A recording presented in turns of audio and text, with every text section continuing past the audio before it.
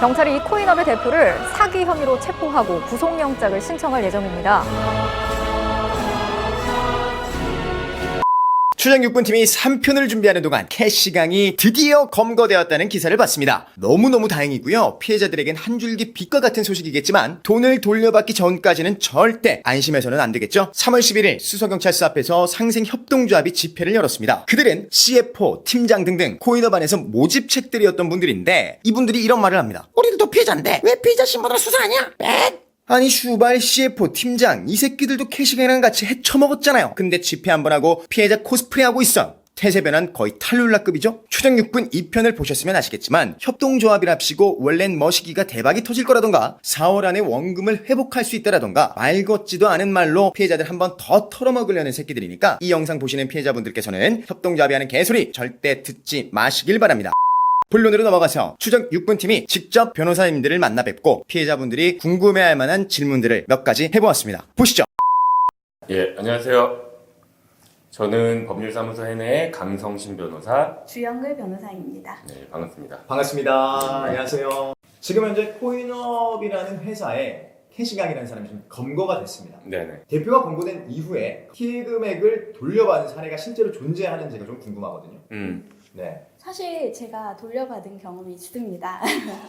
그 사안에서는 형사처벌이 될 수 있는지 약간 애매한 부분이 있었습니다. 네. 그래도 할 수 있는 건 다 해야 돈을 받을 수 있기 때문에 저희가 소장도 내고 또 가압류도 걸고 고소장도 내고 이렇게 해서 이제 대표가 어떻게 나오는지 좀 지켜봤죠. 근데 그쪽 작전은 시간 끌기 작전이었어요. 그래서 이제 어떻게 할까 고민을 하다가 제가 이제 검사님을 직접 찾아갔습니다. 이 사람이 정말 죄질이 나쁘고 사실은 나 말고도 엄청 피해자가 많다. 그래서 엄청 엄벌에 처해야 된다. 그래서 적극적으로 설득을 하고 보니까 검사님이 약간 태도가 변하셨어요. 그래서 구속을 하려고 하고 또 기소하려고 하니까 그쪽에서 이제 먼저 연락이 오더라고요. 합의를 하자. 왜냐면 사실 대표 입장에서는 이 사람 외에 다른 투자자들까지 다 같이 이제 고소를 하는 게 제일 무섭거든요. 그쵸. 그러다 보니까 이거 좀 상황이 커질 것 같다 싶으니까 이제 돈을 가지고 온 거죠. 그러니까 예를 들면 이런 거예요. 피해자들이 많아지면 네. 피해 금액도 그에 상응해서 이제 늘어나게 되잖아요. 그렇죠. 그러면은 쉽게 생각하면 특경법 같은 게 적용이 될 수 있다라는 거죠. 그러면 그 사람이 받을 수 있는 처벌이 굉장히 높게 가중처벌이 돼요. 그러면 그 사람은 굉장히 위험하다고 느껴질 수 있잖아요. 그렇죠. 그래서 이 피해자가 자기와 유사한 피해를 입은 사람들을 다 모아서 자기한테 고소가 들어오는 거를 미연에 방지하기 위해서 어떻게 보면 꼬리를 먼저 내리는 거죠. 그래서 이 피해자, 특정 피해자를 찾아서 먼저 합의를 보려고 하는 시도, 어떻게 보면 입막음을 하려는 시도, 이 선에서 마무리하려는 시도, 이런 걸 할 수 있겠다라는 거죠. 두 번째 질문 드리도록 하겠습니다. 코인업 안에서 지금 CFO, 네.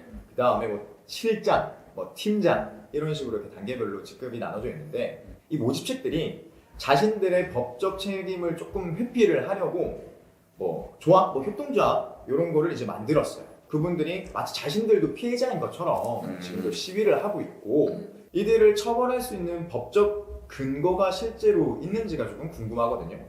플러스 해가지고 뭐 다단계 사기 사건 중에서 이런 모집책들이 실제로 구속된 사례가 있는지도 좀 궁금합니다. 이 부분은 제가 답을 해드릴게요. 네. 그러니까 이게 그 팀장, 뭐 실장, CFO 이런 네. 사람들이 뭐 무조건적으로 처벌을 받는다 아니다 이런 게 아니라 네. 가담 정도 있잖아요. 그렇죠. 이 범행의 뭐 캐시강이 한 사기 행각의 가담 정도, 그리고 또 피해 규모, 그리고 범죄 수익금 이런 거에 따라서 좀 달라질 수가 있어요.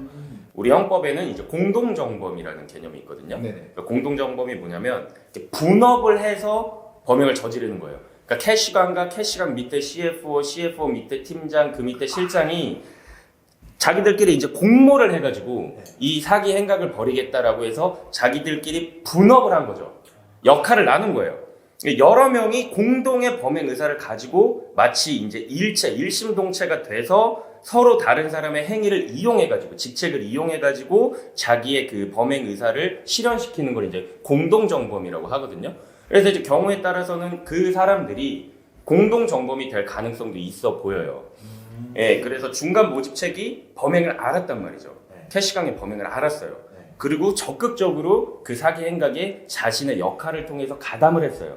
이런 것들을 이제 피해자 측에서 입증을 하게 되면은 뭐 자기들이 협동조합을 만들었던지 뭐 그런 건 전혀 상관없이 이제 총책이라고 하죠. 캐시강이 되겠죠. 네. 이 사람과 함께 공동정범으로 묶어서 같이 처벌을 받을 수가 있는 거예요. 가능성이. 네, 가능성이 있는 거죠. 그것도 네. 이제 어느 정도 가담을 했느냐. 네. 그리고 내가 모르고 했는지 아니면 알고도 내 네. 수익을 극대화시키기 위해서 가담을 했는지 그런 네. 거에 따라서 조금 또 다를 수가 있겠네요. 그러면 그렇죠. 정도가. 그렇죠. 이거는 뭐 케이스 바이 케이스로 이제 뭐 공방도 있을 수 있고 뭐 이제 법원에서 어떻게 판결을 내리느냐에 따라서 달라지겠지만 네. 그러니까 캐시강이 아니라고 해서 무조건 캐시강의 그 사기 행위에 아무런 처벌을 받지 않는다는 건 아니죠. 그 경우에 따라서 이제 공동정범으로 인정이 되면은 뭐 본인들이 협동조합을 만들었건 그런 거랑 전혀 상관없이 그리고 막 협동조합을 만들었다는 거 자기는 이 사기 행각과 전혀 상관이 없는 사람들이다. 나는 마치 나도 제2의 피해자다. 네. 이렇게 한들 뭐 범죄 성립에는 전혀 영향이 없다라는 거예요. 이제 문제가 근데 여기서 하나 될 수 있는 게 그 사람들이 이제 합심을 해가지고 캐시강 말고 다른 네네네. 총책 이외에 그 팀장, 뭐 실장, CFO가 합심을 해서 네. 본인들한테 이제 유리한 내용으로 입을 맞춰버릴 이제 가능성도 있잖아요. 그렇죠. 그 사람들은 뭐 같이 일을 했던 사람들이니까. 그렇죠. 그렇기 때문에 이제 좀 말단 직원, 뭐 소위 얘기하면 이제 아래 직원부터 차근차근씩 이제 단계별로 접근을 하면서 한 명 한 명한테 이제 진술 증거를 확보해 놓는 게 좋아요. 뭐 팀장이면 팀장이 어떠한 식으로 뭐 총책과 공모를 했던 점이 이런 게 있었다. 이러한 정황이 인정이 되더라. 뭐 이렇게 이러한 증거들을 확보해 놓는 게 좋은 거죠. 네, 약간 녹취라든지 네, 뭐 녹취라든지 아니면 뭐 증언이라든지 입금 내역도 될 수가 있겠고 네네. 그런 증거 확보가 일단 굉장히 중요하겠네요. 그럼요. 그러니까 이 거대한 사기 행각에 뭐 CFO부터 시작해서 이 많은 사람들이 있을 거 아니에요. 거기에 뭐 직원들이 있을 거 아니에요. 이 직원들도 이 범행에 함께 가담을 했다. 자신의 역할을 분담해서. 네. 하지만 총책과 일체가 돼서 이러한 범행을 저질렀다라는 게 이제 입증이 되면 이제 같이 공동 정범으로서 이제 처벌을 받게 돼요. 구속된 사례도 실제로 있었고요. 네네. 아 그럼요. 이런 경우는 공동 정범이 인정되는 경우는 무수히 많기 때문에 이제 죄책에 따라서 당연히 법정 구속도 가능할 수 있죠. 세 번째 질문 드리도록 하겠습니다. 네. 내 권유로 이제 내 지인들이 투자를 했는데 지인들이 이제 나를 모집책으로 고소를 하겠다고 한다. 네네네. 이런 경우에 정상 참작이라는 게 있다면 어느 정도가 가능할까? 그 범위에 나는 좀 들어갈 수 있을까? 무서워하시더라고요. 그럴 수 있죠. 충분히 네. 그럴 수 있고 이 경우에는 그 모집책의 그 분이 모집책의 역할을 하신 분이 그 범죄에 대해서 얼마나 알고 그 범죄에 가담했는지가 되게 중요한 키포인트예요. 예를 들면은 내가 하는 행위가 이 거대한 사기의 일부라는 거를 알면서 그러니까 인식을 하고서 적극적으로 투자자를 모집을 했단 말이에요. 그 고의가 인정이 되면은 그 대표 또는 이제 총책이랑 그 모집책이 아까 말씀드렸다시피 공동정범이 될 수 있는 거예요. 근데 이제 방금 말씀하셨다시피 나는 정말 지인, 나 정말 아무것도 몰랐어. 이 거대한 사기에 나는 전혀 상관없이 그냥 내 지인, 이렇게 하면 뭐 이렇게 하면 돈 벌 수 있어. 그러니까. 막 뭐 6배 벌 수 있어. 그 범행의 그 고의가 없고 그리고 범죄 그 행위 전체로 봤을 때 관여한 정도도 적으면 단순히 이제 방조범도 될 수 있어요. 모집책이 동종 전과 같은 게 전혀 없다면 이제 뭐 경우에 따라서 집행유예도 나올 수 있고. 그러니까 여기서 가장 중요한 건 이 행위 자체가 뭐 상대방을 편취할 목적 그리고 고의를 가지고서 이렇게 모집 행위를 한 것인지 이제 그게 되게 중요한 부분인 것 같아요. 그래서 나도 이제 가진 돈을 다 투자했다 이렇게 되면 사실 고의가 부정될 만한 증거가 또 될 수도 있죠. 그래서 본인도 이제 그런 증거를 내면서 나도 피해자다 하면서 고소장을 제출하는 것도 방법이고. 고의가 있었으면 내가 내 전 재산 뭐 이렇게 몰빵했겠냐 이렇게. 나도 몰랐어. 예. 이렇게. 그래서 이제 본인의 상황에 따라 좀 다르게 대처를 해야 되는데 이제 본인이 생각을 해봤을 때 나는 공동정범 아니면은 적어도 방조범은 되는 것 같아.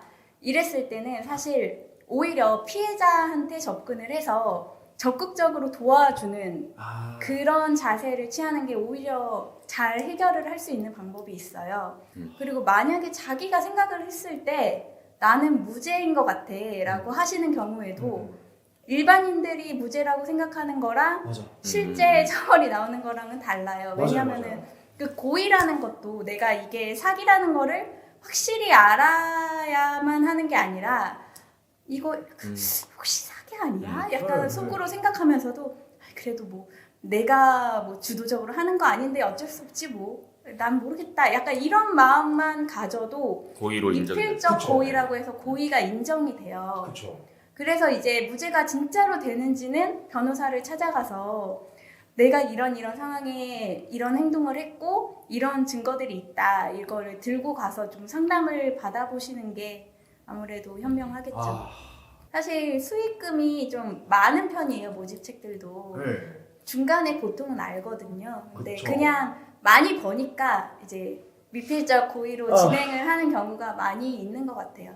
이거는 빨리 이분들 이런 생각을 하는 분들이 제가 봤을 땐 제일 빨리 변호사분들을 찾아가야 된다. 맞아요. 변호사님들을 이 포지션에 계신 분들이 제일 빨리. 맞아요.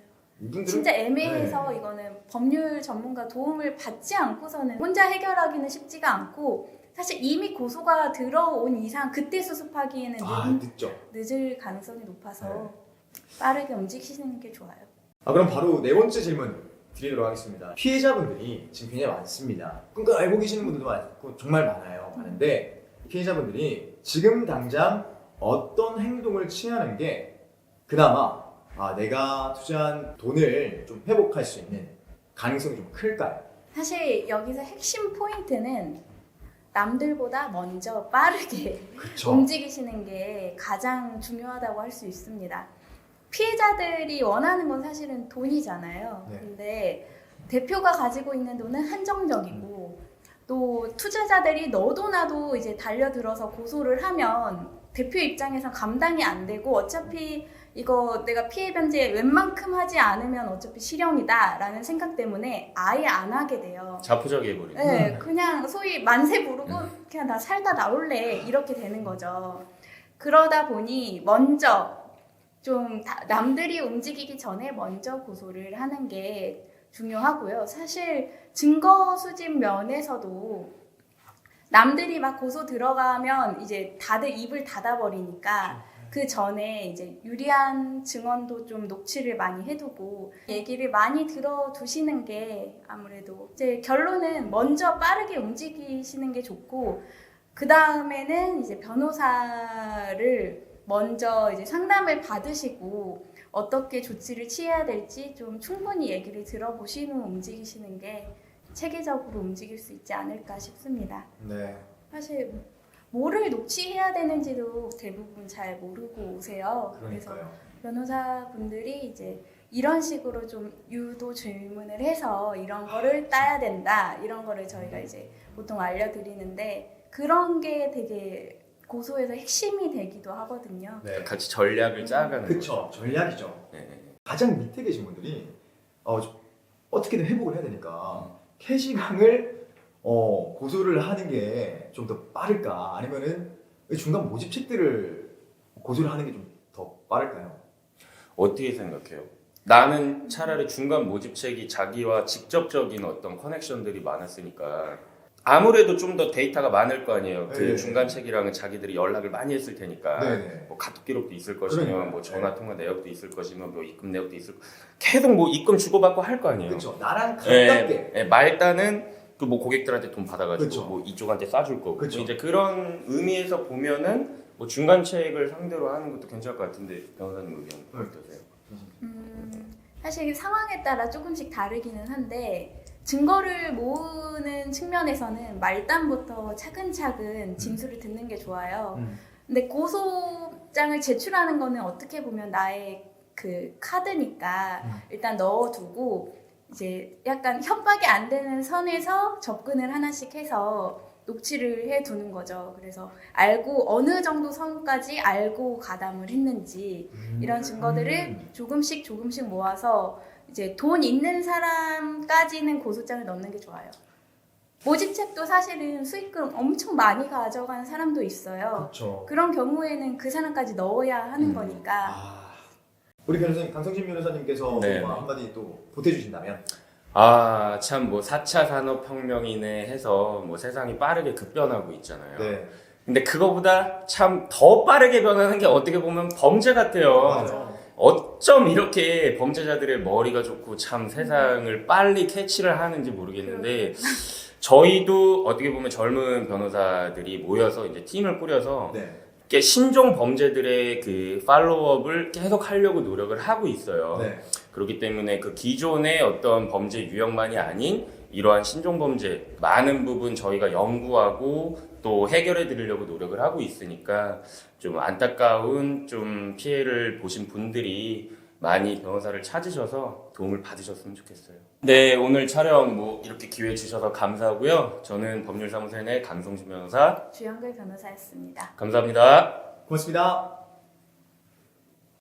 다시 한번 열정적으로 인터뷰에 임해주신 맡은 바는 어떻게든 해내는 강성신 변호사님, 주영글 변호사님께 다시 한번 깊은 감사의 말씀드립니다. 인터뷰를 보셨으면 아시겠지만 내가 직접 고소를 하고 내가 직접 변호사들을 만나고 해야 돈을 돌려받을 가능성이 1이라도 높아진다는 거, 협동조합은 절대 답이 될 수가 없다라는 거, 고양이한테 생선을 맡긴 격이라는 거, 이 생각은 저희 스튜디오 블로커스만의 생각이 아닙니다. 코인캅스 분들의 라이브 방송을 참고해보시는 것도 좋을 것 같네요. 끝으로 코인업 특집 3편까지 많은 관심 주셔서 감사하고요. 구독과 댓글, 좋아요는 사랑입니다. 끝! 네, 형. 코인업은 3편으로 이제 끝났습니다, 녹화. 네? 코인빗이요?